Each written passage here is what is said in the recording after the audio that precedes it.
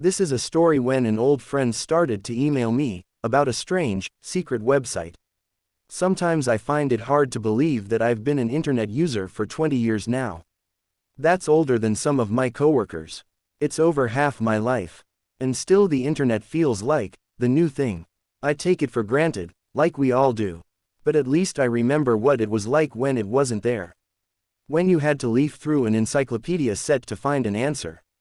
When you could only find Gillian Anderson's picture in magazines. Or later, when songs took 30 minutes to download and full-length movies were almost impossible to find, because no one's hard drive could hold them. First getting online was super exciting. I mean, the first time I did it without supervision. Because I knew I had anything at my fingertips. I could type it into good old Lycos and there it would be. I was interested in naked celebrities and the paranormal back then. I was only 13, give me a break. I was so interested in the paranormal, I built a Fortunecities homepage and linked it to the darknet webring, where all the best, dark, websites and homepages came together. Pages on spellbooks, goth babes, the occult, dark art, and a gross-out page or two. It was through the webring that I met Angelica. Angelica hosted a Wiccan GeoCities or tripod homepage that I found particularly alluring. No wait, it was Angelfire. She just made the best of some cool animated GIFs, MIDIs, and frames, amazing stuff at the time. Just like her, the page was creative and attractive, but also simple. The reason I bring her up is she contacted me just a few weeks ago by email asking, "What's been happening?" A catch-up question, and this is pure Angelica. She signed the email with her ICQ contact hash. I enjoyed the quaint touch. It'd be like someone in the 90s sending a letter with a wax seal, right? I replied back with a summary of how my life had gone over the past 18 years or so since I'd last communicated with her. 18 years, makes you think. She shot back a response almost immediately asking for details. We exchanged a few emails this way. I was pretty excited to come home from work and write to her, actually. Nothing romantic. It was just like reconnecting with my past. It was a strange feeling. But I started to notice something off. She never really answered anything about herself. She ignored my suggestions that we text or even talk on the phone. She just kept wanting to know more about me.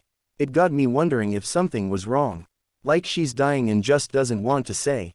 So I just asked her why she isn't sharing and if there's something I should know. I read over her previous messages looking for clues, I guess you could say. And I noticed something that didn't occur to me at all until then. Her email address was at globetrotter.net.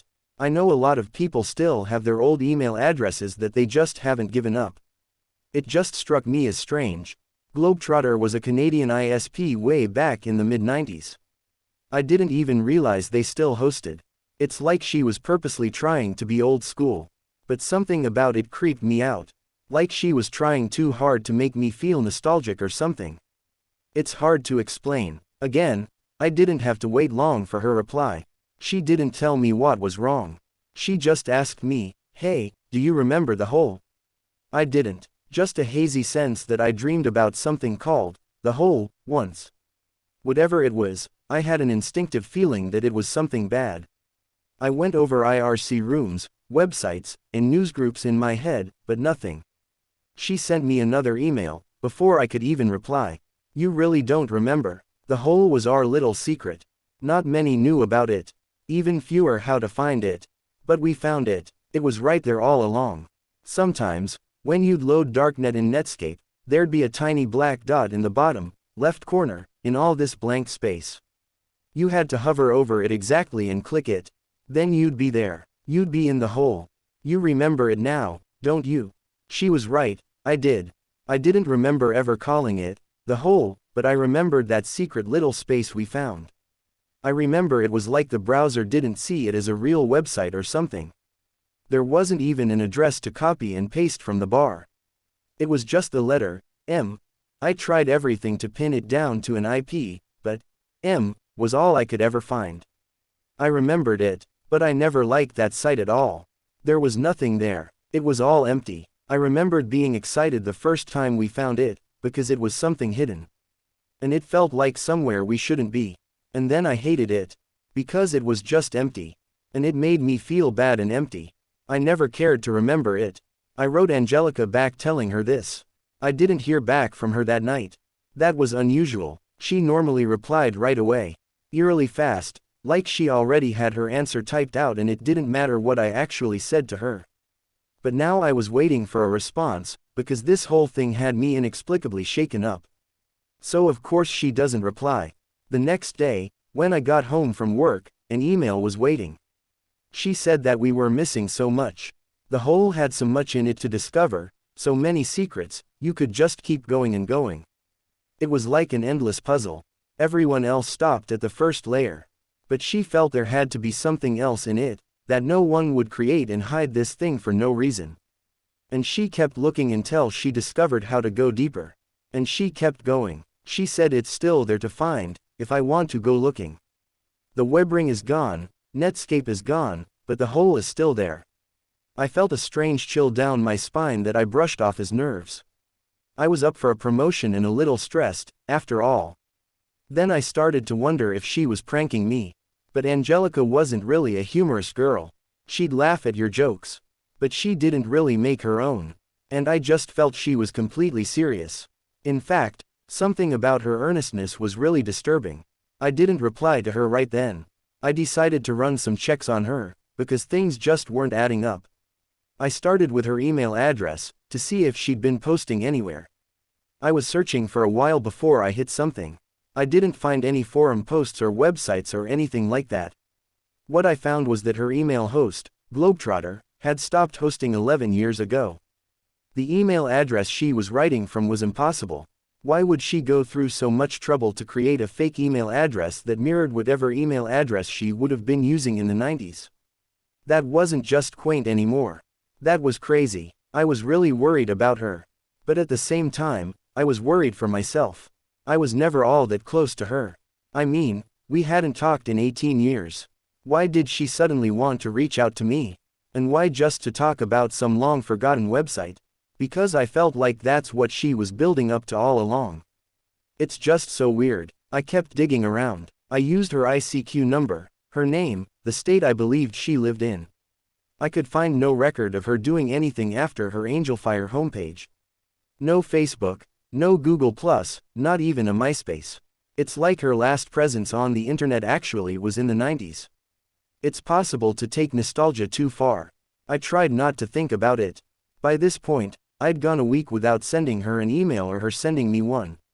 I felt guilty about it. But I had every right. I was losing sleep over this. I just knew I'd regret it if I sent her another email. And it seemed like she took the hint at first. But a new email came in, telling me how she thought she was coming to the center of the hole. But you could spend your whole life in here. I remember those words exactly, because they unsettled me. A week after that, I got a different kind of email. This one didn't even have an email address. That was spooky enough in itself. But then the text just read, "If you get an email from anyone saying they're someone, delete it and forget what you read." It wasn't signed. I figured it had to be Angelica. But it was so vague. I was really getting nervous. I thought about getting the police involved, but I knew they couldn't do anything. I received another email with instructions of where to go looking for the hole. A place on archive.org, on their Wayback Machine, still had the dot to click on. I thought about going to check it. But the honest truth is I was afraid to check it. Something was just wrong with this whole situation. The another email came from the blank email address. The body was just the link to a Gopher site.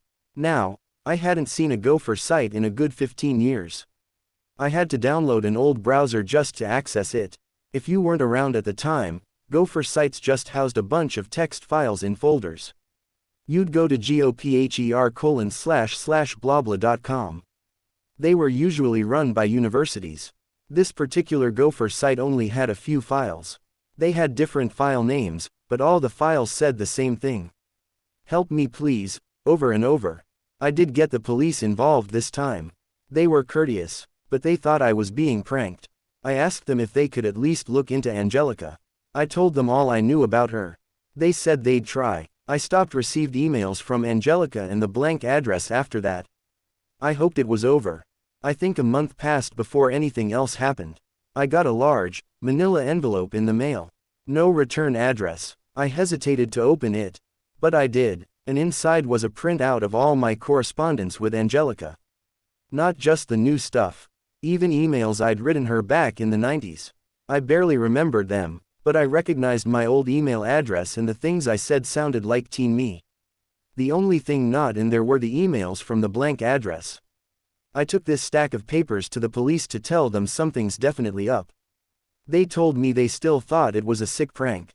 I asked them, why sick? Because that seemed strong. That's when they told me they heard back from her local PD. Angelica's been a missing person since 1999. Her parents offered a reward and everything. But there weren't any clues. One night she was in her room, listening to music, on the computer. In the morning, she was gone. I was so shocked I had to sit down. I had to side with the police that this was a prank, now. But at the same time, what if it was her? Maybe she's had a psychotic break or something. Or what else could it be? What's this stuff about? The whole. Is it even real? And about the blank email address? I haven't a clue. And that's what scares the crap out of me about this. Subscribe and please like. Thanks for tuning in and listening.